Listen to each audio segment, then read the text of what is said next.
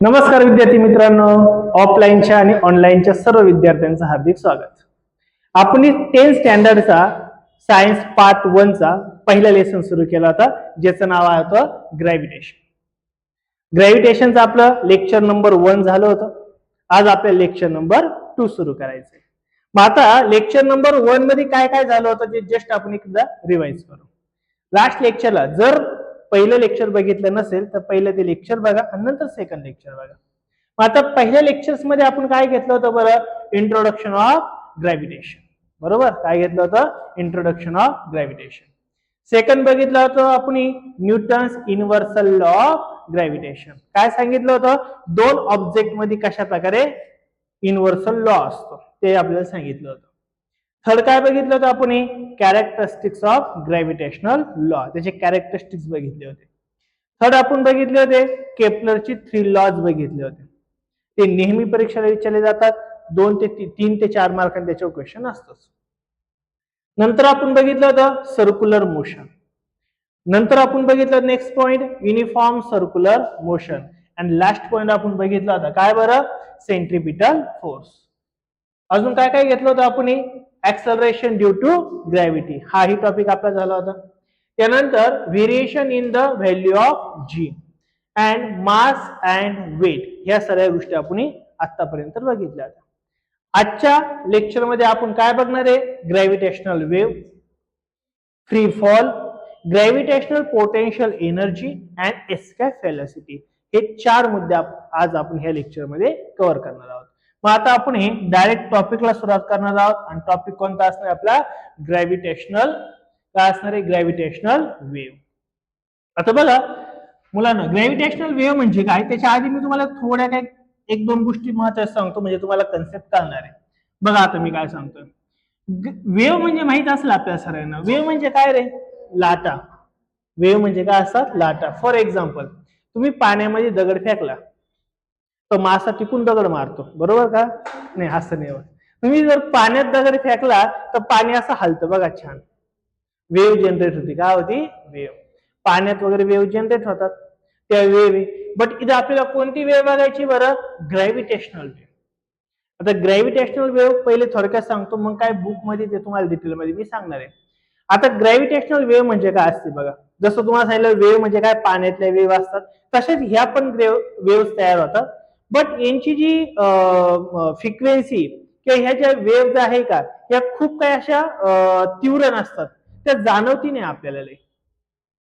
खूप लाईटली असतात, कळत पण नाही त्या वेव्ह झाल्या का नाही झाल्या, पण त्या वेव्ह असतात. हे आईन्स्टाईननी सांगितले, पुढे गेल्यावर मी सांगतोच काय. पण आता आपण एक ग्रॅव्हिटेशनल वेव्ह म्हणजे काय, कसे निर्माण होतात? तर 2 मोठे मास, जसे की अर्थचं एक मोठं मास आहे, एखादा स्टार आहे, यांचे खूप मोठे मास आहे ना, हे एकमेकांवर आदळतात. आता साहजिक आहे बघा, एक ऑब्जेक्ट घ्या, दुसरा ऑब्जेक्ट घ्या, तो एकमेकांवर आदळला तर काय होतं बरं? ते अशा हालचाल करतात ना थोड्याशा. ते हालचाल म्हणजेच काय असतात बरं? वेव्ह. आणि ह्या वेव्ह ज्या आहेत ह्या आपल्या पूर्ण युनिव्हर्स मध्ये फिरतात. पण त्या वेव्हचा आपल्यावर खूप काही परिणाम होत नाही, कारण की त्या वेव्ह आपल्या जवळून जरी गेल्या तरी खूप काही जाणवणार नाही आपल्याला. पण अशा वेव्ह होत असतात.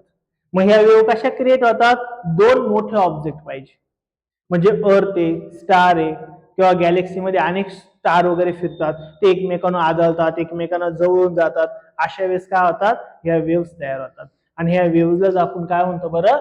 ग्रॅव्हिटेशनल वेव्ह म्हणतो. वेव्ह कळाल्या कशा आहे ग्रॅव्हिटेशनल. मग आता बुक मध्ये काय दिले ते पण आपल्याला थोडक्यात बघायचं आहे. ऍक्च्युली याच्यावर खूप कमी क्वेश्चन्स तुम्हाला विचारलेले, कारण की हा टॉपिक जो तुम्हाला रेड बॉक्स मध्ये दिलेला आहे, बरोबर, थोडे कमी क्वेश्चन्स आहे, तरी मात्र आपण हा सर्व बघणार आहे. मग इथं दिलंय बघा, व्हॉट आर ग्रॅव्हिटेशनल वेव्ह. नेमकं ग्रॅव्हिटेशनल वेव्ह म्हणजे काय? These are the wave on fabric of space time. म्हणजे हा खूप मोठ्या मास मध्ये स्पेस मध्ये तयार होतो. अशा प्रकारचा हा काय आहे? ग्रॅव्हिटेशनल वेव्ह आहे. Predicted by Einstein in 1960. याचं प्रिडिक्शन कोणी केलं होतं? आईन्स्टाईन या सायंटिस्टने केलं होतं. कधी केलं होतं? 1916 ला केलेलं होतं. याच्यावर पण किंवा फिलिंग द ब्लँकला वगैरे एखादा मार्क्ससाठी क्वेश्चन विचारला जाऊ शकतो. These wave are very weak. मगाशीच बोललो, ती जाणवत नाही आपल्याला, खूप वीक आहे. And difficult to detect. ती वेव्ह तयार झाली का हे डिटेक्ट करणं सुद्धा आपल्याला अवघड आहे. ते डिटेक्ट करता येत नाहीये. जसं आपण पाण्यामध्ये दगड फेकला तर ती वेव्ह दिसते आपल्याला, पण ही डिटेक्ट केली जाते. त्यासाठी एक उपक्रम किंवा एक मशीन वापरलं जातं, त्याला काय म्हणतो बघा, द लेझर. बघा, the laser interferometer gravitational wave observatory, that is LIGO, is large scale observatory to detect cosmetic gravitational wave. ह्या ग्रॅव्हिटेशनल वेव्ह डिटेक्ट करणं खूप अवघड आहे, परंतु ते डिटेक्ट कशाने केलं जातं तर LIGO ने डिटेक्ट केलं जातं. मग ते वेव्ह सांगितले. आणि विशेष म्हणजे ह्या वेव्ह बद्दलची जी प्रिडिक्शन आईन्स्टाईनने 1916 ला केली होती का, त्याच्या जवळपास 100 इयर्स नंतर, 100 इयर्स पेक्षा जास्त कालावधी झाला, जो 2016 साली म्हणजे 100 वर्षांनी त्याचा आपण काय केलंय, त्या डिटेक्ट केलेलं आहे. त्या ज्या वेव्ज आहे का त्या आपण डिटेक्ट केलेल्या आहेत. 2016 ला ह्या डिटेक्ट पण केलेल्या आहे आणि याच्याबद्दलची माहिती सुद्धा खूप आलेली आहे 10 वर्षांपूर्वी. पण त्यांनी 100 इयर ॲगो त्यांनी ती सांगून ठेवलं होतं का अशा प्रकारे होत आहे. कोणी सांगितलं ते, आईन्स्टाईन. तर इथपर्यंत ह्या सर्व गोष्टी. मग अशी बघा अशा वेव्ह तयार होतात. आता व्हिडिओची तशी आपल्या काही खूप गरज नाहीये. कळालं का वेव्स कशा आहे, काय ग्रॅव्हिटेशनल वेव्स कळाल्या? नक्की काही डाऊट राहील का? नाही. आता आपल्याला ह्या लेसन मधला एक सर्वात महत्वाचा टॉपिक बघायचा आहे, ज्याच्यावर आपल्याला 1-2 मार्क्स साठी आपल्याला क्वेश्चन्स विचारले जाणार आहे. फार इम्पॉर्टंट आहे. कोणता बरं? Free fall. काय बघायचं आपल्याला? Free fall. फ्री फॉल काय पहिले समजून घेऊ आपण. बघा आता मी काय म्हणतो समजून घ्या. फ्री फॉल म्हणजे बघा, ही माझ्या हातामध्ये एक स्केल आहे. ओके, आता मी 2 प्रॅक्टिकल करणार आहे. दोघांमध्ये फरक काय तो बघा. सपोज पहिलं प्रॅक्टिकल, मी स्केल सोडून दिली. ओके, सेकंड जोरात खाली फेकली. काय दोघांमध्ये फरक आहे? स्पीड. अजून काय फरक आहे? पहिलं जे माझं प्रॅक्टिकल होतं का, मी फक्त स्केल सोडून दिली, ते ऑटोमॅटिक खाली आली ड्यू टू ग्रॅव्हिटेशनल फोर्स. म्हणजे ही जी पहिली स्केल आली की फक्त खाली कशामुळे आली? Due to gravitational force. Second मी प्रॅक्टिकल केलं, जोरात सोडली, मी याच्यावर काय केलं बरं? फोर्स अप्लाय केला. दुसऱ्याच्यात काय केलंय? Force apply. मात्र पहिल्या याच्यात काय केलंय बरं? स्केल डायरेक्ट खाली आली. कोणाच्या इन्फ्लुएन्स मुळे आली बरं ती? Gravitation force. यालाच आपण फ्री फॉल म्हणतो. फ्री फॉल म्हणजे अशी गोष्ट का एखादा ऑब्जेक्ट ओनली आणि ओनली ग्रॅव्हिटेशनच्या फोर्सनेच फक्त खाली येतोय, अशाला आपण काय म्हणतो? Free fall. त्याच्यावर कोणताही इतर फोर्स अप्लाय होणार नाहीये. इतर कोणताही फोर्स अप्लाय न होता एखादा ऑब्जेक्ट डायरेक्ट अर्थवर येऊन पडतोय, त्याला आपण काय म्हणणार आहे? Free fall. फ्री फॉल कळाली काय कन्सेप्ट आहे? नक्की. आता फ्री फॉल मध्ये आपल्याला डेफिनेशन काय आणि काही महत्वाच्या कन्सेप्ट ते आपल्याला बघायचे. मग फ्री फॉल म्हणजे नेमकं काय ते दिले आहे बघा, जे आता मी तुम्हाला प्रॅक्टिकल करून दाखवलं. Whenever an object move under the influence म्हणजे काय रे? प्रभावाखाली. कशाच्या प्रभावाखाली? Of the force of gravity alone. फक्त आणि फक्त अर्थच्या ग्रॅव्हिटीमुळे एखादा ऑब्जेक्ट खाली येतो, याला म्हणतो is said to be following freely. म्हणजेच काय? Free fall. कळाली का डेफिनेशन? पुन्हा एकदा सांगतो. फ्री फॉल म्हणजे काय? Whenever an object moves under the influences of the force of gravity alone, it's said to be free fall. Free fall कळाला? फ्री फॉल म्हणजे अशी गोष्ट का एखादा ऑब्जेक्ट फक्त आणि फक्त ग्रॅव्हिटेशन फोर्स मुळेच खाली येऊ राहिला, त्याला म्हणायचं फ्री फॉल. लक्षात आलं का? सपोज मी तुम्हाला एखादा ऍपल मारून फेकला तर तुम्हाला लागणार आहे, तो फ्री फॉल आहे का? नाही. झाडाचा आपोआप ऍपल खाली पडलं, तो का राहणार आहे? फ्री फॉल कळाला सर्वांना? नक्की. आता फ्री फॉल बद्दल काही 1-2 गोष्टी आहेत त्या आपण बघणार आहोत.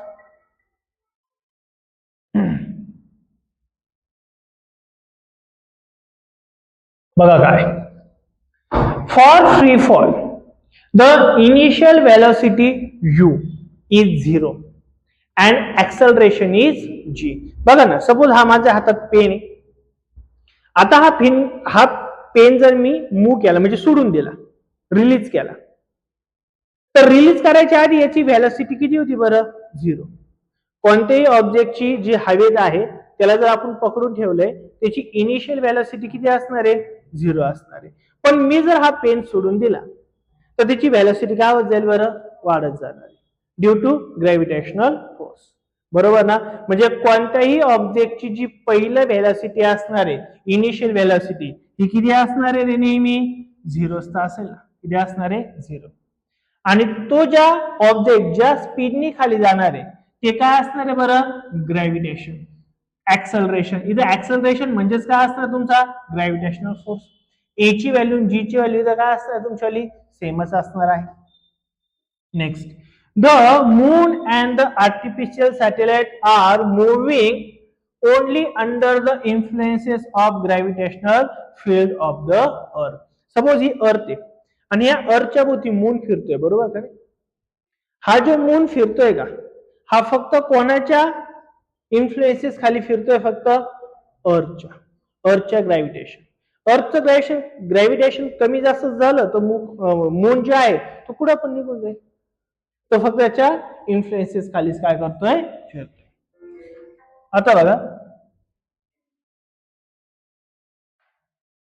एक इक्वेशन आपण शिकलो, आठवतं का? मोशनचं equation, first law of motion. आठवतं काय? v is equal to u plus a t असं शिकलो, आठवतं का? फर्स्ट लॉ ऑफ मोशन आठवतंय सरांना? आता मी तुम्हाला एक सांगणार आहे. आता फ्री फॉल होतोय पण त्याच्यामध्ये काहीतरी व्हेलॉसिटी असणार आहे ना. सपोज हा मी पेन आहे, हा पेन जर मी सोडला तर कोणत्या तरी व्हेलॉसिटीने खाली येणार आहे ना. याची व्हेलॉसिटी काढण्यासाठी विचारतात आपल्याला. फ्री फॉल मध्ये व्हेलॉसिटी किती असणार आहे ते काढण्यासाठी विचारतात. फ्री फॉल मध्ये नेहमी जी इनिशियल स्पीड असणार हे किती असणार आहे रे? 0. बरोबर आहे का नाही? आताच मी तुम्हाला सांगितलं इनिशियल व्हॅल्यू किती असणार? नेहमी 0. आणि जो ए आहे का ऍक्सेलरेशन, त्याच्याऐवजी काय असणार तुमचा? ग्रॅव्हिटेशन फोर्स असणार आहे. मग आपण असं म्हणू शकतो का? Therefore v is equal to g t म्हणू शकतो का नाही? म्हणजे एखादा ऑब्जेक्ट फ्री फॉलनी खाली येणार असेल तर तो कितीच्या स्पीडनी येतोय हे काढण्यासाठी कोणता फॉर्म्युला आहे? V is equal to g t. कळलं का?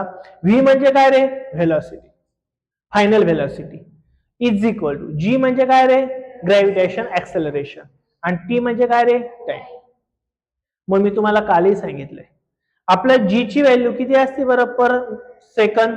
9.8 मीटर पर सेकंद स्क्वेअर असते का नाही? म्हणजे सपोज एखादा हा पेन आहे, हा पेन जर मी खाली सोडला, काय केला? हा पेन जर मी खाली सोडला आणि पेन खाली सोडला म्हणजे जी ची व्हॅल्यू किती असणार त्या पेन वरती? 9.8. बरोबर का नाही? इंटू जर ह्या पेनने 1 सेकंद ट्रॅव्हलिंग केली, किती केली? 1 सेकंद, तर टाइम किती घ्यायचा आहे आपण? 1. 9.8 इंटू 1 काय होणार आहे? 9.8 मीटर पर सेकंद. ही तुमची काय आली रे? Final velocity. म्हणजे हा पेन मी सोडला, तो खाली ज्यावेळेस पडणार आहे त्याची व्हेलॉसिटी किती असणार आहे? 9.8 मीटर पर सेकंद. जर हा पेन आहे, हा पेन मी सोडला आणि तो 2 सेकंद नंतर अर्थच्या सरफेसवर पडला, आफ्टर 2 सेकंद, तर त्याची फायनल व्हेलॉसिटी किती असेल बरं? व्हेरी गुड, 20 च्या आसपास का? बरोबर आहे. व्हेलॉसिटी इज इक्वल टू जी ची व्हॅल्यू काय असणार आहे? 9.8 इंटू किती सेकंद ट्रॅव्हलिंग केली? 2 मिनिट्स, 2 सेकंद. मग याचं कॅल्क्युलेशन काय येणार आहे बरं? 19.6 मीटर पर सेकंद. आलं लक्षात? 9.8 इंटू 2 काय होणार आहे? 19.6. आलं का लक्षात? आपण काल पण लास्ट लेक्चरला पण बघितलं होतं असं. जर हा पेन 3 सेकंद ट्रॅव्हलिंग करत असेल तर याचं व्हेलॉसिटी काय देईल का तुम्हाला? काय 9.8 इंटू काय करणार आहे? हा पेन जर 5 सेकंद ट्रॅव्हलिंग करत असेल तर त्याची व्हेलॉसिटी काय असेल बरं? मग एक गोष्ट तुम्हाला कळाली का? जेवढा जास्त वेळ तो ट्रॅव्हलिंग करणार आहे, जेवढा जास्त वेळ तो काय करणार आहे, ट्रॅव्हलिंग करणार आहे ऑब्जेक्ट, तरी त्याची व्हेलॉसिटी काय होणार आहे, वाढणार आहे. फॉर एक्झाम्पल मी इथून पेन सोडला तर मला ते लागणार नाही, किंवा एखादा बॉल घेतला मी इथून छोटा फेकला आणि कॅच घेतला, लागेल का? नाही. थोडं जास्त फेकला थोडा लागेल, थोडा अजून जास्त फेकला अजून हाताला लागेल, तो खूप वर फेकला अजून जास्त लागेल. बिकॉज त्याची व्हेलॉसिटी जेव्हा तो खाली येणार तेव्हा त्याचा टाइम जास्त झालेला असेल, आणि जेवढा टाइम वाढणार आहे तेवढी त्याची व्हेलॉसिटी काय होणार आहे, वाढणार. कळालं का? फ्री फॉलची व्हेलॉसिटी वाढणार आहे ड्यू टू ग्रॅव्हिटेशनल. लक्षात आलं का? ग्रॅव्हिटेशन फोर्स म्हणा किंवा ग्रॅव्हिटेशन ऑफ अर्थ म्हणा. येईल लक्षात? नक्की. मग इथून काही आपल्याला पुढे गेलं एक्झाम्पल सॉल्व्ह करायचे, त्यासाठी तुम्हाला हा किंवा हा फॉर्म्युला लागणार आहे. येईल लक्षात? नक्की. काही डाऊट राहील इथपर्यंत? तुम्हाला फ्री फॉलला डेफिनेशन माहित पाहिजे, इनिशियल व्हॅल्यू काय असते, ऍक्सलरेशन काय असतो, आणि तो एक न्यूमेरिकल वगैरे विचारलं ते माहित पाहिजे. आता नेक्स्ट आपल्याला गोष्ट बघायची ती म्हणजे काय बघायची बरं, ग्रॅव्हिटेशनल पोटेन्शियल एनर्जी. बरोबर ना? हाच पॉइंट आहे. मग आता बघा 9th स्टँडर्डला आपण काय शिकलोय बरं, पोटेन्शियल एनर्जी. आठवतं का सर्वांना? 9th स्टँडर्डला काय शिकलो आपण, पोटेन्शियल एनर्जी. काय असते रे potential energy? Very good. Energy store नाही केली जात, एखादी ऑब्जेक्ट किंवा एखादी वस्तू आपण स्टोअर करून त्याच्यामध्ये एनर्जी तयार होती का, त्याला म्हणायचं पोटेन्शियल एनर्जी. फॉर एक्झाम्पल आपण एक डॅम बांधतो, डॅम मध्ये पाणी अडवून ठेवतो, ते कशात रूपांतर झाले, पोटेन्शियल एनर्जी. म्हणजे एखादी गोष्ट साठवून ठेवल्यामुळे जी एनर्जी तयार होती का त्याला काय म्हणतो आपण, पोटेन्शियल एनर्जी. फॉर एक्झाम्पल बघा तुम्हाला इथं डेफिनेशन पण दिले, the energy store in an object, the energy store in an object cause it position or state is called potential energy. म्हणजे एखादा ऑब्जेक्ट तुम्ही स्टोअर करून ठेवला किंवा एखादा ऑब्जेक्ट सतत तुम्ही काय करताय, तो फिरविते, त्याच्यामुळे त्याच्यात काय झाली, एनर्जी तयार झाली, त्यालाच आपण काय म्हणतो, पोटेन्शियल एनर्जी. स्टोअर केल्यामुळे त्याच्यामुळे काय झाली, एनर्जी तयार झाली. फॉर एक्झाम्पल तुम्ही एखाद्या डोंगरावरती दगड नेऊन ठेवला मोठा आणि त्याला धक्का दिला, जसं आता होणारी बायको नवऱ्याला धक्का देते का, तसं काय केलं तुम्ही, एखाद्या दगडाला धक्का दिला, तो दगड आपोआप खाली येणार आहे. तो का खाली आला बरं, कारण की तो डोंगरावर गेल्यामुळे त्याच्यात काय झाली होती, पोटेन्शियल एनर्जी तयार झाली होती, आणि तो दगडाच्या म्हणजे डोंगरावर खाली आला, त्याची ती एनर्जी काय होत गेली, कमी कमी होत गेली, त्याला म्हणतो आपण पोटेन्शियल एनर्जी. आलं लक्षात? ही आहे पोटेन्शियल एनर्जी. पण आता आपल्याला फक्त पोटेन्शियल एनर्जी नाही बघायची, आपल्याला ग्रॅव्हिटेशनल पोटेन्शियल एनर्जी बघायची. काय बघायची, ग्रॅव्हिटेशन. आता ग्रॅव्हिटेशनचा तुम्हाला एक पहिले फॉर्म्युला सांगतो जो आपण 9th स्टँडर्डला शिकलोय. कोणता बरं, potential energy is equal to mgh. आठवतो का formula, mgh. Potential energy is equal काय असतो, mgh. म्हणजे पोटेन्शियल एनर्जी काढायची असेल तर काय लागतं तुम्हाला, m for mass, g for काय रे, ग्रॅव्हिटेशन एक्सेलरेशन, आणि h फॉर काय रे, height of object. Height of object या गोष्टी लागतात का, बरोबर. मग आता तुम्हाला पोटेन्शियल एनर्जी वाढवायची असेल, मला एक सांगा, आता पुन्हा जे आपण मगाशी दगडाचं उदाहरण घेतलं तेच सांगतो मी तुम्हाला, क्लिअर होईल. सपोज आपण 2 फुटावर काहीतरी एखादी वस्तू आहे 2 फुटावर, आणि तिथून दगड आपण खाली टाकला, छोटासा दगड, तर त्याला आपण धरू शकतो का नाही, पहिले वाटणार नाही, थोडाफार त्रास होईल पण धरू शकतो. तोच जर दगड मी 50 फुटावरून टाकला तर धरशाल का तुम्ही पहिले लांब पाडशाल, आणि तोच जर दगड मी 500 फुटावरून टाकला मग लागला तर मिळेच. एक गोष्ट कळते याच्यातून, काय बरं, हाईट वाढली तर पोटेन्शियल एनर्जी वाढू राहिली, त्या दगडात एनर्जी वाढू राहिली. कशामुळे वाढली energy, because of height. Height वाढल्यामुळे, हाईट वाढली तर साहजिक पोटेन्शियल एनर्जी वाढणार आहे, बिकॉज मास, ग्रॅव्हिटेशन एक्सेलरेशन आणि height is directly proportion to directly proportion to potential energy. Potential energy कशावर डिपेंड आहे? मास जास्त झालं तर, ग्रॅव्हिटेशन जास्त झालं तरी आणि हाईट जास्त झालं तरी, याच्यापैकी काही पण वाढू द्या, तुमची पोटेन्शियल एनर्जी वाढणार आहे का नाहीये? अजून एक एक्झाम्पल घेतो. 1 किलोचा दगड आहे, 1 फुटावरून मी खाली टाकला, 1 फुटावरून, तर तुम्ही कॅच घेऊ शकता. 1 फुटावरूनच मी जर 50 किलोचा दगड टाकला तर तुम्ही धरशाल का त्याला? कारण की त्याच्यात पोटेन्शियल एनर्जी खूप वाढली ना. मास वाढलं तरी पोटेन्शियल एनर्जी वाढू राहिली, हाईट वाढली तरी पोटेन्शियल एनर्जी वाढू राहिली, आणि जी वाढलं तरी पोटेन्शियल एनर्जी वाढणार साहजिक. लक्षात आलं का? म्हणजे पोटेन्शियल एनर्जी ही हाईट नुसार, ह्या अर्थच्या सरफेस नुसार काम करते ना. मग अर्थच्या सरफेस नुसार काम करते म्हणजेच ग्रॅव्हिटेशनने काम करते. म्हणून तर आपला टॉपिक कोणता आहे? Gravitational potential energy. ही जी एनर्जी वाढवली पोटेन्शियल एनर्जी, याला कारण कोण आहे? ग्रॅव्हिटेशन. मग तोच तो टॉपिक आहे ग्रॅव्हिटेशनल पोटेन्शियल एनर्जी. जसं की आता तुम्हाला मी सांगितलं बघा, बुक मध्ये पण दिले, potential energy is equal to काय असतं बरं? mgh, mass into gravitational acceleration into height. मग याच्यामध्ये m फॉर काय असणार आहे बरं? Mass of the object. g काय असणार आहे? Gravitational acceleration of earth. आणि h काय असणार आहे? Height of the object. जेवढा हाईटहून जास्त ऑब्जेक्ट आहे ना, तेवढा ग्रॅव्हिटेशन फोर्स किंवा ग्रॅव्हिटेशनल पोटेन्शियल एनर्जी वाढणार आहे. बरोबर का नाही? आता बघा काय होतं. बट त्यांनी इथं म्हटले काय बघा, ओके इथपर्यंत पुढे असेल. This energy is relative and increase as we go greater height from the surface of the earth. कळलं का? म्हणजेच काय रे?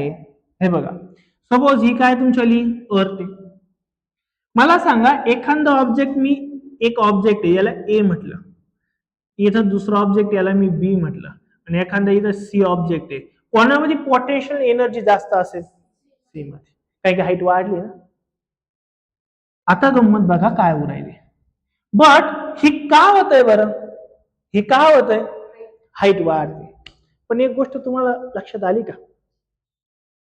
बर, आता एक काम करू, ते सांगायचे आधी, ही आपली अर्थ आहे ना, या अर्थच्या सेंटरला काय? ग्रॅव्हिटेशनल फोर्स आहे, त्याच्यामुळे ते सर्व राहिलं ना, कांट त्याच्यामुळे राहिलं. पण ह्या अर्थचा ग्रॅव्हिटेशन फोर्स एक विशिष्ट लेवल पर्यंत मागे शिकलो, आठवतो ना आपण? बरोबर ना? जसं आपण वर वर जाणार तशी जीची व्हॅल्यू काय होत जाते? कमी होत जाते. आलं लक्षात? मग एक स्टेज अशी येणार आहे का जिथं ग्रॅव्हिटेशन फोर्स 0 होऊन जाणार आहे. म्हणजे जीची व्हॅल्यू काय होईल रे? 0 होईल का नाही म्हणा? सपोज जीची व्हॅल्यू इथं 0 होती बरं का. मग मला सांगा, एखादा ऑब्जेक्ट सपोज इथं, ज्याला मी डी म्हटलं, काय म्हटलं याला मी? डी म्हटलं, आणि सपोज एक ऑब्जेक्ट इथं ज्याला मी ई म्हटलं. A B C D E मध्ये सर्वात जास्त पोटेन्शियल एनर्जी म्हणजे ग्रॅव्हिटेशनल पोटेन्शियल एनर्जी कोणात राहणार? सर्वात जास्त. सर्वात कमी कोणात राहणार आहे? सर्वात कमी ई मध्ये. किती राहील ग्रॅव्हिटेशन सांगते? वा, छान, एकदम बरं. का? म्हणजे कोणाची व्हॅल्यू 0 राहिली? नाही, ईची व्हॅल्यू होती 0, पण मग ती आपला फॉर्म्युला जो आहे ना, potential energy is equal to m into g into h. G ची व्हॅल्यू 0 होती. या तिघांमध्ये एक कुणी पण 0 झाला ना, एक कुणी पण 0 झाला तरी पोटेन्शियल एनर्जी 0 होती. बघा ना, याचं मास किती असू द्या, जी किती असू द्या, हाईट 0 आहे, पोटेन्शियल एनर्जी 0. काय की सर्वांचं इथं काय? मल्टिप्लिकेशन. बरोबर का नाही? आता एक विशिष्ट हाईट, म्हणजे तुम्ही जर ई ला जर ऑब्जेक्ट ठेवला, कुठं ठेवला तुम्ही? ई ला जर ऑब्जेक्ट ठेवला, तर याचा अर्थ जी ची व्हॅल्यू 0 झाली ना. आपण शिकलोय ना, इथं जी ची व्हॅल्यू 9.8 आहे, इथं काही 9 आहे, इथं 7 आहे, असं होत जाते ना, कमी कमी होत जाते. मग ह्या जीच्या आउटर साईडला जर आपण ठेवला, तर ते जी ची व्हॅल्यू काय झाली असेल तुमची? 0. मग जी जर 0 झाला तर तुमची हाईट आणि मास किती असून काही फायदा आहे का? नाही. तिथं तुमची पोटेन्शियल एनर्जी डायरेक्ट काय होऊ राहिली? 0. कळालं का? ह्याच कन्सेप्टला आपण काय म्हणतो? Gravitational potential energy. म्हणजे त्या विशिष्ट लेवलच्या वर गेल्यावरती पोटेन्शियल एनर्जी टोटल 0 होते. क्लिअर झालं इथपर्यंत? नक्की काही डाऊट राहील का? अजिबात नाही. हे आपल्याला कळालं पाहिजे कोण डायरेक्टली प्रोपोर्शनल आहे, कोण इन्व्हर्सली प्रोपोर्शनल आहे, कोण झिरो झाल्यावरती पूर्ण झिरो होणार आहे. आता मला सांगा, चला अजून एक विचारतो आम्ही. ही अर्थ आहे, हे अर्थ आहे, या डायरेक्ट याच्या सरफेसवर मी एक ऑब्जेक्ट ठेवलाय आणि एक ऑब्जेक्ट मी इथं ठेवलाय, याला म्हटलं मी ए आणि याला म्हटलं मी बी. या दोघांमध्ये जास्त पोटेन्शियल एनर्जी कोणात असणार आहे? बी मध्ये. का बरं? ए मध्ये का नाही रे? सरफेस एरिया आहे. मग हाईट किती होणार आहे तुमची? हाईटच नाहीये, झिरो होऊन जाईल ना. म्हणून ए मध्ये पोटेन्शियल एनर्जी काय असणार आहे? जास्त असणार. सॉरी, बी मध्ये काय असणार आहे? जास्त. क्लिअर झाला? पॉइंट क्लिअर झाला? याच्यावर न्यूमेरिकल्स पण येणार, ते आपल्याला पुढे याला सॉल्व्ह करायचे. हेच आता मी तुम्हाला सांगितलं. Large value of the H, खूप मोठी व्हॅल्यू असेल, एच ची व्हॅल्यू खूप जास्त असेल तर decrease with the increasing in height. म्हणजे काय होणार आहे? तुमची पोटेन्शियल एनर्जी नंतर कमी होणार आहे, हाईट जर खूप अशी वाढली तर. तेच तुम्हाला मी आता सांगितलं. आता हे सांगितलं हाईट जर इन्फिनाइट आहे म्हणजे काय रे? ग्रॅव्हिटेशन फोर्सच्या पण तुम्ही बाहेर निघून गेले, अशा वेळेस तुमचा जी काय होतो? झिरो. आणि अशा वेळेस जी झिरो जर झाला तर अर्थ gravitational force does not act on object, आणि त्या ऑब्जेक्टवर जर ग्रॅव्हिटेशन फोर्स जर अप्लायच होत नसेल तर तिथं पोटेन्शियल एनर्जी काय असणार आहे? झिरो. यालाच आपण ग्रॅव्हिटेशनल पोटेन्शियल एनर्जी असं म्हणतो. कळाला का पॉइंट? नक्की. मागच्या वर्षी आपल्याला तो पोटेन्शियल एनर्जी होता, ह्या वर्षी काय आपला ग्रॅव्हिटेशनल पोटेन्शियल एनर्जी. ओके, झालंच.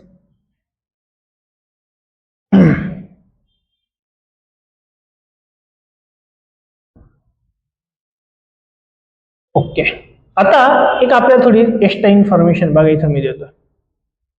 कस काय बघतोय? ग्रॅव्हिटेशनल पोटेन्शियल फोर्स बघतोय आपण.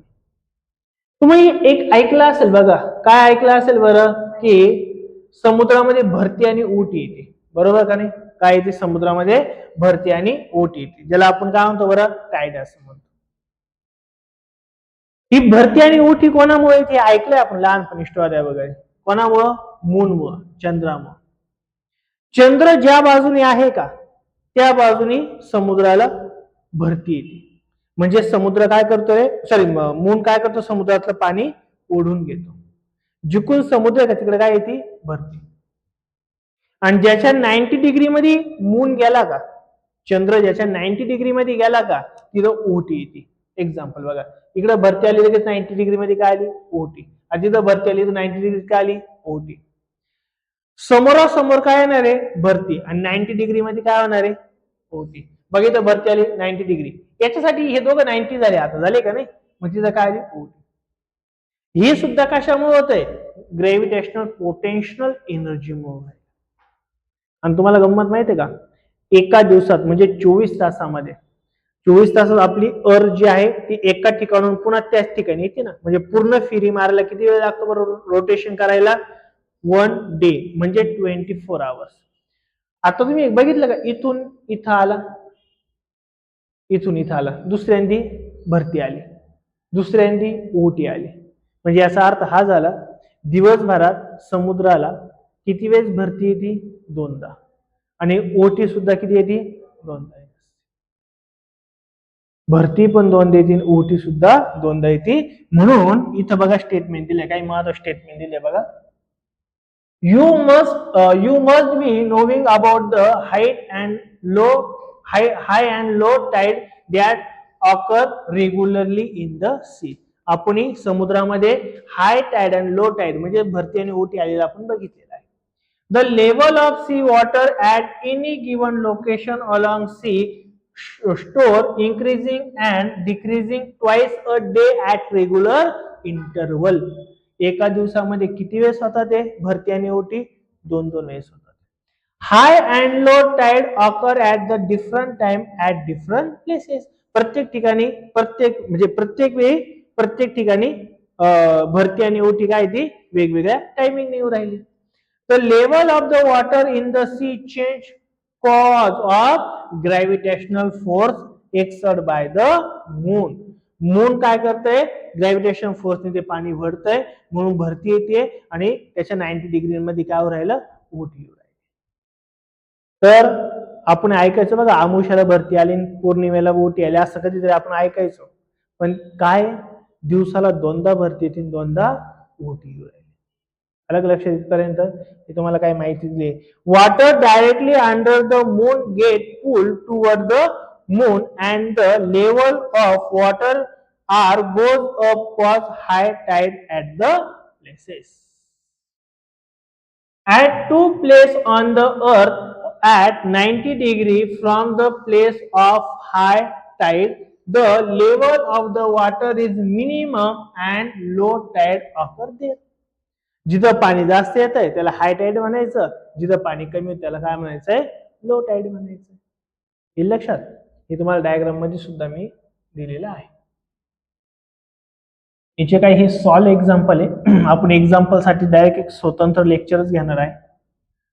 सर्व एक्झाम्पल सॉल्व अनसॉल्व वगैरे हे सर्व एक्झाम्पल आपण एक एक नंतर बघणारच आहे.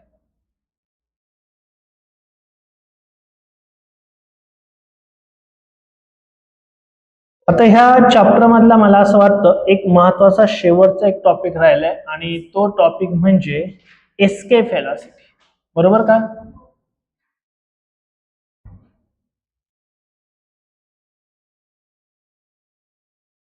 हा, अजून एक सांगायचं राहिलं. हा, एक सांगायचं राहील बघा. आपण बरं, मी मगाशी एक तुम्हाला सांगितलं फ्री फॉल आहे. फ्री फॉल आपली मगाशी कन्सेप्ट काय चालू होती, फ्री फॉल. त्यात एक गोष्ट अजून मला सांगायची राहिली खरी. फ्री फॉल होतो म्हणजे तुम्हाला माहितीये का, फ्री फॉल होताना फायनल व्हेलॉसिटी किंवा व्हेलॉसिटी ही प्रत्येक ऑब्जेक्टची सेम असते. काय म्हणायचं मला कळलं का? बघा आता सपोज मी काय केलं, एक लक्ष द्या. माझ्या हातामध्ये एका हातामध्ये 1 किलोचं माप घेतलं, लोखंडी 1 किलो लोखंड घेतलं आणि एका हातामध्ये मी मोराचा पीस घेतला. काय घेतला? मोराचा पीस. आणि दोन्ही पण मी सोडून दिले. तर कोण खाली पहिले पडणार आहे? लोखंड, 1 किलो लोखंड. पण आईन्स्टाईन मध्ये चुकीचं आहे. दोन्ही पण गोष्टी सोबतच खाली पडणार, सोबतच खाली पडतात, त्यालाच तर फ्री फॉल म्हणतात. त्यालाच काय म्हणतात? Free fall. 100% सोबतच खाली पडतात आणि याचा ऑलरेडी आपण प्रयोग पण केलेला आहे. एक बाजूला घेतलं 1 किलोचं मोठं माप आणि एका बाजूने घेतलं एक त्या मोराचा का कोंबडीचा पीस घेतला, सोडले, दोघं खाली आले, हळूच खाली आले. पण तुम्ही म्हणशाल ते पॉसिबलच नाही सर, कसं काय शक्य आहे? मोराचा पीस घेतला आणि लोखंड घेतलं, लोखंड खाली जाईल, मोराचं डोलं डोलं डोलं डोलं डोलं हळू खाली जाईल, बरोबर का नाही? म्हणजे कसं काय पॉसिबल आहे? तर हे पॉसिबल आहे, but where in vacuum area.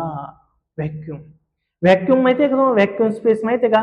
Vacuum म्हणजे जिथं कोणत्याही प्रकारचं क्लायमेट ब्लिमेट कसलाही काहीच नाहीये. आता इथं प्रॉब्लेम काय माहितीये का? 1 किलो लोखंड आणि 1 किलो जर आपण कापूस जर सोडला तर लोखंड खाली पडणार आहे, नंतर कापूस पडणार आहे, बरोबर ना? बिकॉज ऑफ इथं काय बरं, वेगवेगळ्या प्रकारचं एअर आहे, डस्ट पार्टिकल आहेत किंवा वेगवेगळ्या प्रकारचे फोर्स आहेत, हे सर्व ते दोघांना अप्लाय होतात. पण त्या कापसावर जास्त अप्लाय होतं, त्यामुळे त्याचं स्पीड कमी होऊन जाऊ राहिलं. लोखंडावरती लगेच अप्लाय नाही होत, त्यामुळे लगेच लोखंड खाली पडते. बट हे जे प्रॅक्टिकल आहे का, हे व्हॅक्यूम मध्ये केलेले. मग बघा तुम्हाला दाखवतो. बघा हा माणूस आहे, याने काय केलं, एक व्हॅक्यूम क्रिएट केला होता.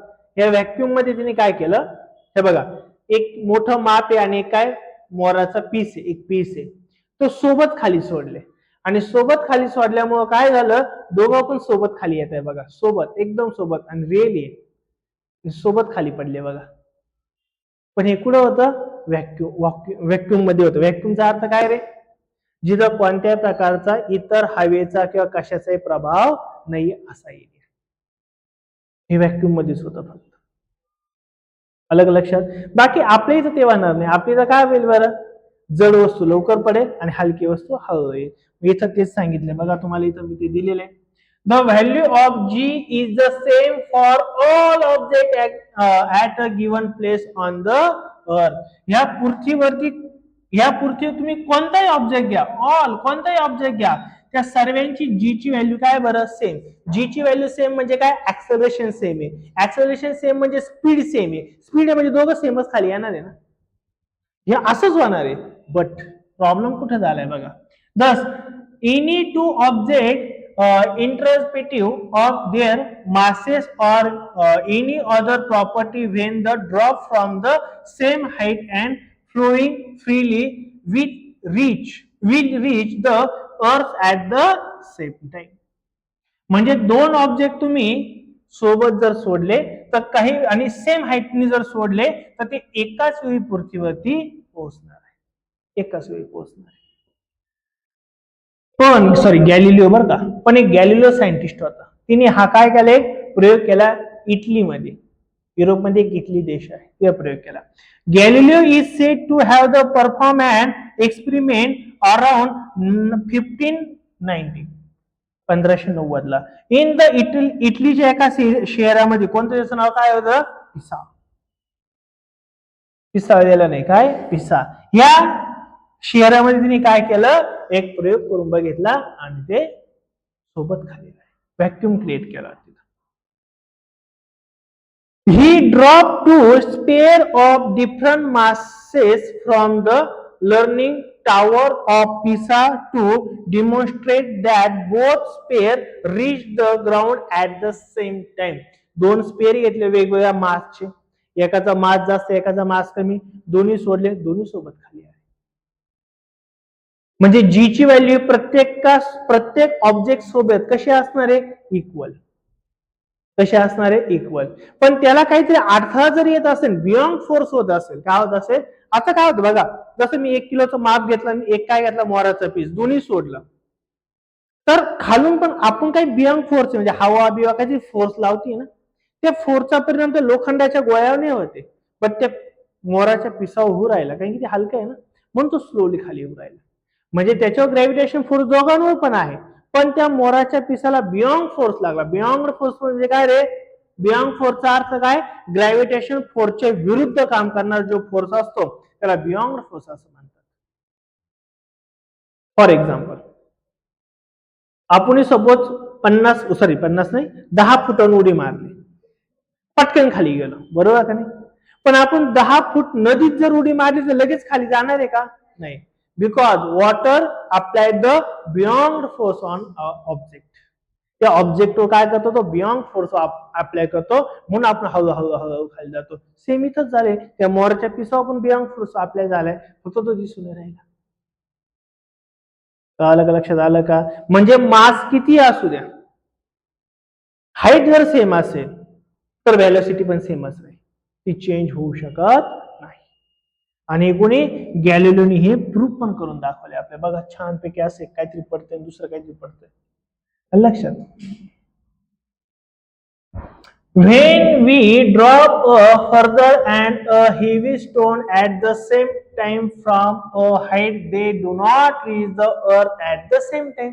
बट आपण असं जर प्रयोग केला तसं होत आहे का, नाही होते. त्याला कारण त्यांनी सांगितले, काय सांगितले बरं, मी सांगितले ना, जाऊ दे ना. आहे the further experiment a beyond force and fractional force due to air and therefore flat and reach the ground slowly later than the heavy stone. Heavy stone पेक्षा जो काही लाईट आहे तो लेट येणार आहे, हेवी स्टोन वाला पटकन खाली पडणार आहे, हेवी वाला. अलग लक्षात.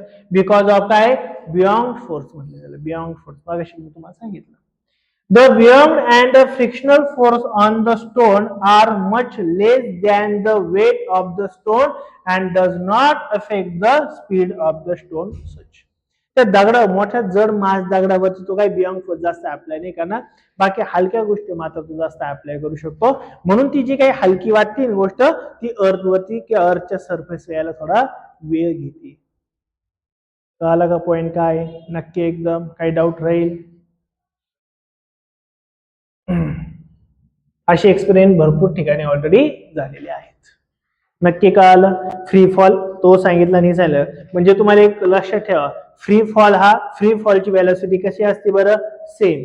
बट वेन, केव्हा, इन व्हॅक्युम एरिया. बरोबर का नाही? बाकी इथं काय राहणार आहे, तुम्हाला बियॉन्ड फोर्स असल्यामुळे काय होईल, तो प्रॉब्लेम होणार आहे. कळालं का? नक्की? ओके.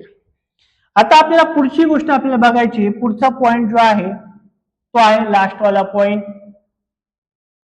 Escape velocity. काय बघायचं आहे? Escape velocity. आता एस्केप व्हेलॉसिटी काय आपण पहिले बघूयात. याच्या आधी एक तुम्हाला मी बेसिक सांगतो. ही अर्थ आहे, ही काय असणार, सपोज आपली अर्थ असणार आहे. ह्या अर्थची ग्रॅव्हिटेशन फोर्स बहुतेक फक्त इथपर्यंत आहे, याच्या पलीकडे ग्रॅव्हिटेशन फोर्स नाहीये. बरोबर? जी ची व्हॅल्यू 0 आहे पुढे गेल्यावर. आता बघा मला काय करायचं, इथे लक्ष द्या मी काय म्हणतोय. सपोज एखादा बॉल आहे, बॉल चेंडू, तो जर आपण हवेत फेकला, सपोज इथून तो इथपर्यंत गेला, पुन्हा खाली येणार आहे. बरोबर का नाही? हवेतच थांबणार आहे नाही, त्याला कोण खाली वाढणार आहे? पण हा बॉल फेकताना आपण ज्यावेळेस बॉल रिलीज केला का, जेव्हा आपण बॉल सोडला का, त्यावेळेस स्पीड लय होतं. स्पीड जास्त असेल तर तो वर जाणार आहे जास्त. बरोबर का नाही? पण तो जसं जसं वर जाणार आहे तिची व्हेलॉसिटी काय होत जाईल, कमी कमी होत जाणार आहे. आणि आपण बॉल फेकला, काही वेळानंतर त्याची व्हेलॉसिटी 0 झाली, मग तो परत खाली आला. म्हणजेच काय झालं, व्हेलॉसिटी कमी कमी कमी कमी होत गेली, 0 झाली, पुन्हा बॉल खाली आला, व्हेलॉसिटी वाढत वाढत वाढत गेली आणि आपल्या हाताला बॉल लागला, व्हेलॉसिटी खूप जास्त झाली. म्हणजे एक गोष्ट आहे लक्षात आली तुमच्या, बॉलची इनिशियल आणि फायनल व्हेलॉसिटी कशी होती, जवळपास सेम असेल. आता मी काय केलं, बॉल इथपर्यंत गेला, आता मी काय केलं, बॉल अजून तो जो काही बॉल आहे का, तो अजून मी वरती फेकला, पण तो परत खाली आला. बरोबर आहे का नाही? खाली येणार आहे. मी बॉल अजून जास्त वर फेकला, तो पुन्हा खाली आला. पण माझं टार्गेट काय, मला बॉल फेकायचा आहे ना, का परत आलाच नाही पाहिजे खाली. होईल का असं? बॉल फेकून द्यायचा आहे पण तो परत आला नाही पाहिजे. होईल की? पॉसिबल आहे का? पॉसिबल आहे, हे पॉसिबल आहे. कधी पॉसिबल असेल बरे, कधी पॉसिबल असेल हे? हा, पण तिथपर्यंत नेण्यासाठी काय लागेल तुम्हाला, किती फोर्स लागेल? म्हणजे ती व्हेलॉसिटी खूप जास्त लागणार आहे, पण जाणार आहे, जाऊ शकतो ना. मग मी अजून ताकद लावली, चेंडू इथपर्यंत गेला आणि परत खाली आला. पण एक गोष्ट कळते का तुम्हाला, बॉल जसं जसं वर पाठवतोय का आपण, तसं खालून व्हेलॉसिटी का लागू राहिली जास्त, जेवढा जीव काढू तेवढा वर जाईल ना बॉल. म्हणजे याचा अर्थ इनिशियल व्हेलॉसिटी काय लागते तुम्हाला, खूप जास्त. मग बहुतेक असं म्हणू शकतो ना, मी आता एवढा जोरात बॉल फेकला, एवढा जोरात बॉल फेकला की इथं आला, इथं जर तो गेला तर परत येईल का खाली? आता आता नाही येणार, अटकला अटकला म्हणजे तो वरतीच गेला, आता संपला विषय. पण त्याच्यासाठी काय लागलं तुम्हाला, इनिशियल व्हेलॉसिटी खूप भयानक लागली, आणि ती इनिशियल व्हेलॉसिटीच म्हणजे तुमची काय राहते रे, एस्केप व्हेलॉसिटी. मग तुम्हाला माहिती आहे का गंमत काय, आता तुम्हाला माहिती आहे आपला बुमरा बॉलिंग करतो, बॉलिंग बुमरा, हा जो बुमरा बॉलिंग करतो, हा साधारणतः 125-130 किलोमीटर पर आवरनी बॉल फेकतो. बरोबर? खूप फास्ट रनर मध्ये एक पाकिस्तानचा प्लेअर आहे शोएब अख्तर, तो किती करायचा, तो 145-50 किलोमीटर पर आवर बॉल फेकायचा.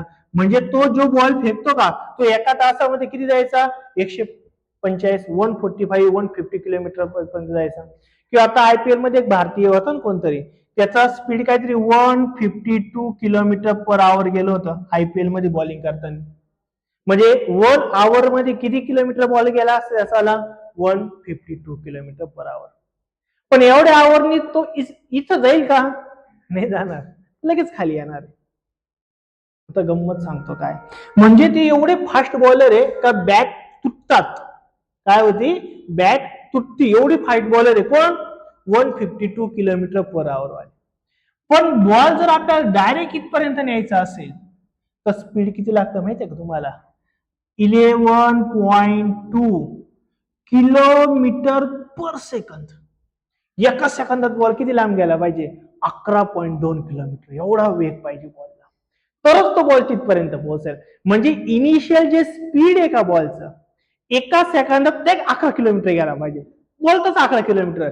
एवढ्या स्पीडने जर बॉल फेकला तरच तो स्पीडच्या बाहेर जाईल. आणि ही जी व्हेलॉसिटी आहे का, यालाच आपण म्हणतो एस्केप व्हेलॉसिटी. कळाली की एस्केप व्हेलॉसिटी काय? म्हणजे बघा ना, इथे एका तासात 1 आवर मध्ये 152 जातोय. हा बॉल कितीच्या स्पीडने फेकायचा? एका तासात 11-11.5 किलोमीटर गेला पाहिजे. म्हणजे बघतोच तो नाशिकला, म्हणजे फेकतोच नाशिकला गेला पाहिजे, इथून नाशिकला. एवढं स्पीड जर बॉलचा असेल किंवा एखाद्या ऑब्जेक्टचा असेल तरच तो वर जाईल. मग तुम्हाला माहिती आहे का, आपण जे काही सॅटेलाइट वगैरे लॉन्च करतो ते सॅटेलाइट कुठे जातात रे? बियॉन्ड द ग्रॅव्हिटेशनल फोर्सेस जातात ना. मग ते जे काही रॉकेट लॉन्चर असतात बघा, असे ते रॉकेट वगैरे असतात, असे ते रॉकेट वगैरे, तिथं असं इंडिया वगैरे नाव लिहिलेलं असतं, माहितीये का? माहितीये का? आणि याला काय करणार आहे आता ते लॉन्च करणार आहे. लॉन्च, तुम्ही रॉकेट लॉन्चिंग बघितलंय का? इथं डायरेक्ट असा जाळ निघतो, जाळ. का जाळ निघतो? एवढी भयानक व्हेलॉसिटी लावतात ते, एवढी ना का खाली खड्ड पडतं, आग लागती फार लोकांना, म्हणजे तिथं खाली. आणि जेव्हा ते सुटतं भयानक वेगाने सुटतं, मग ते कुठं पोहोचतं? Escape velocity. म्हणजे एस्केप व्हेलॉसिटी म्हणजे अशी व्हेलॉसिटी किंवा असं स्पीड का जे ग्रॅव्हिटेशन फोर्सच्या पलीकडे नेऊन ठेवणारे ऑब्जेक्टला, त्याला म्हणतो आपण एस्केप व्हेलॉसिटी. कळाली का? आता याचं बरंच कॅल्क्युलेशन आहे, ते पुढे गेलो आपण बघणार ही कशी काय काढली व्हेलॉसिटी. हे जर आपण कॅल्क्युलेशन काढलं नसतं तर फिजिक्स वगैरे आपल्याला काही कळालं नसतं. याच्याकरता मॅथ महत्वाचं आहे. मॅथचं कॅल्क्युलेशन आहे. मॅथ शिवाय काय आहे का जगात? नाही. सर्वात महत्वाचा सब्जेक्ट कोणता आहे? मॅथ. मॅथमुळे फिजिक्स आहे, मॅथमुळे केमिस्ट्री, मॅथमुळे तुम्ही आम्ही, मॅथमुळे आपली बिल्डिंग आहे. मॅथ शिवाय दुसरं काय आहे का? Math is the best subject. हे काल कशी आग लागली होती, आग म्हणजे धूर कसा निघाला होता, दपकन सुटलं जात निघून तेव्हा. ओके, हे कळालं का थोडक्यात एस्केप व्हेलॉसिटी काय थोडक्यात? आता ही आपल्याला बुक मध्ये काय दिली ती बघायची आहे.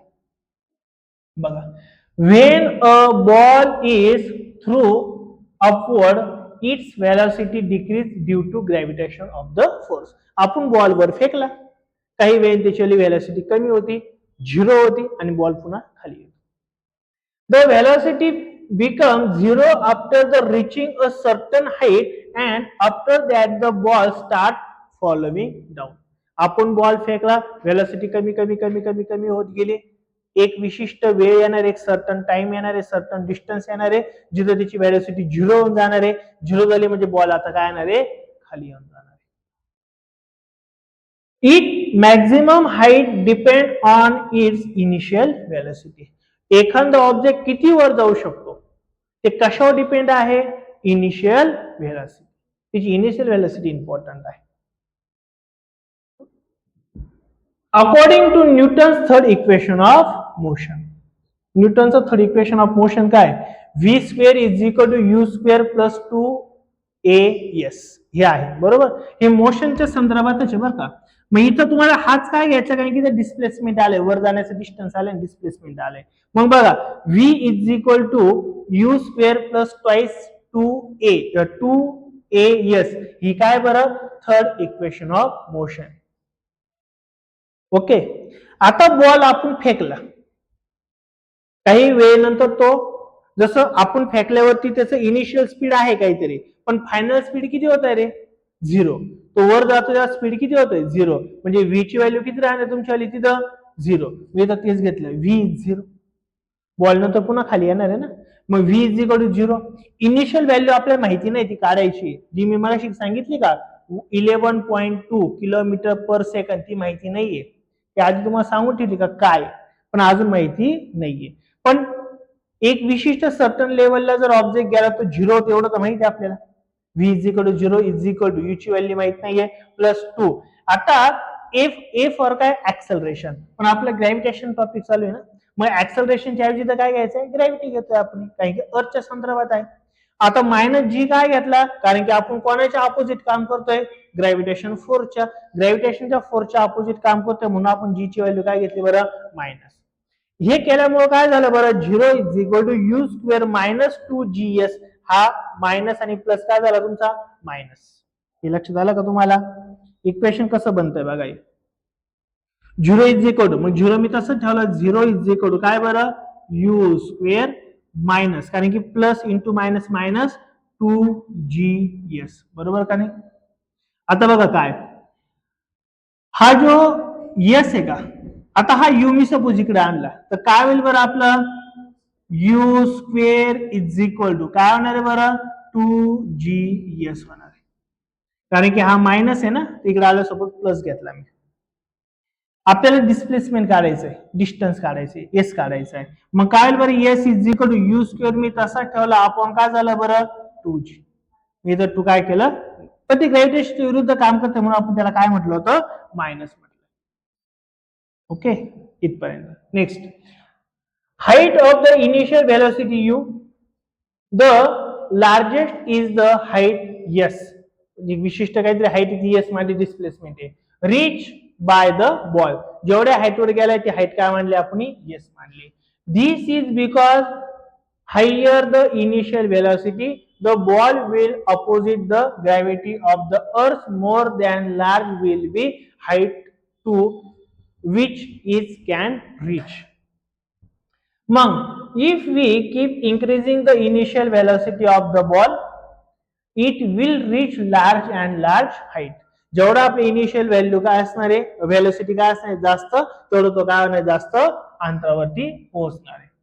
Above a particular value of initial velocity, the ball is able to overcome the downward pull by the earth and can escape the earth forever, and it will fall back on the earth. आपण किती speed लावलं, काही लावलं तर तो ball काही वेळेने काय येणार आहे, खाली येणार. जे तुम्हाला सरळ सांगितलंय, the minimum velocity necessary for an object in order to escape from a planet is called the escape velocity. Escape velocity म्हणजे काय, the minimum velocity, कमीत कमी किती वेलोसिटी पाहिजे, जसं तुम्हाला मी सांगितलं 11.2 किलोमीटर पर सेकंद पाहिजे, ही मिनिमम आहे. त्याच्यापेक्षा किती जास्त असली तरी चालेल, काय आपल्याला तसंही आपल्याला ऑब्जेक्ट वरतीच न्यायचं आहे, पण मिनिमम किती पाहिजे, the minimum velocity necessary for an object in order to escape from the planet, it's called escape velocity. escape velocity म्हणजे अशी वेलोसिटी जी आपल्याला प्लॅनेटच्या बाहेर घेऊन जाणार आहे, त्याला आपण काय म्हणतो, escape velocity. escape velocity ची काय डेफिनेशन आहे. मग आता बघा, escape velocity मी जसं मी तुम्हाला मगाशी म्हटलं बघा, अर्थची escape velocity किती बरं, 11.2 किलोमीटर पर सेकंद. अर्थची वेगळी आहे, मूनची वेगळी आहे, सनची वेगळी आहे. प्रत्येक प्लॅनेटची, प्रत्येक स्टारची एस्केप वेलोसिटी काय बरं वेगवेगळी आहे. अर्थची किती बरं 11.2 मीटर पर सेकंद, आणि मूनची तुम्हाला दिले बघा एक एक्झाम्पल सॉल्व्ह केलं आपण, ते एक्झाम्पल मध्ये सॉल्व्ह करणार आहे किती बरं 2 समथिंग आहे ना काहीतरी, 2.37 किलोमीटर पर सेकंद. का तर मूनचा ग्रॅव्हिटेशन फोर्स अर्थच्या 1/6 आहे ना, मूनचा ग्रॅव्हिटेशन फोर्स कमी आहे, त्यामध्ये एस्केप वेलोसिटी कमीच राहणार आहे. आपली ग्रॅव्हिटेशन फोर्स आपला काय जास्त आहे, याचा अर्थ आपली एस्केप वेलोसिटी काय असणार आहे जास्त. मग मला सांगा अर्थची जास्त राहील का सनची जास्त राहील, सनची, कारण की सन मध्ये जास्त बहुतेक ग्रॅव्हिटेशन फोर्स जास्त असणार आहे, त्यामुळे त्यांची एस्केप वेलोसिटी काय असणार जास्त. येईल लक्षात. ओके, अशा प्रकारे ही काय होती आपली ओके, अशा प्रकारे काय होतं आपलं एस्केप वेलोसिटी होती. येईल का लक्षात इथपर्यंत, नक्की. मग आजचं लेक्चर आपण इथं थांबवतो आहे. पुढच्या लेक्चरला या टॉपिक मध्ये असलेले सर्व न्यूमेरिकल आपण सॉल्व्ह करून घेणार आहे. तुम्हाला सर्व फॉर्म्युले याच्यामध्ये सांगणार आहे, सॉल्व्ह आणि अनसॉल्व्ह दोन्ही पण आपण कव्हर करणार आहे. जर व्हिडिओ आवडला तर नक्की लाईक शेअर करा. थँक्यू.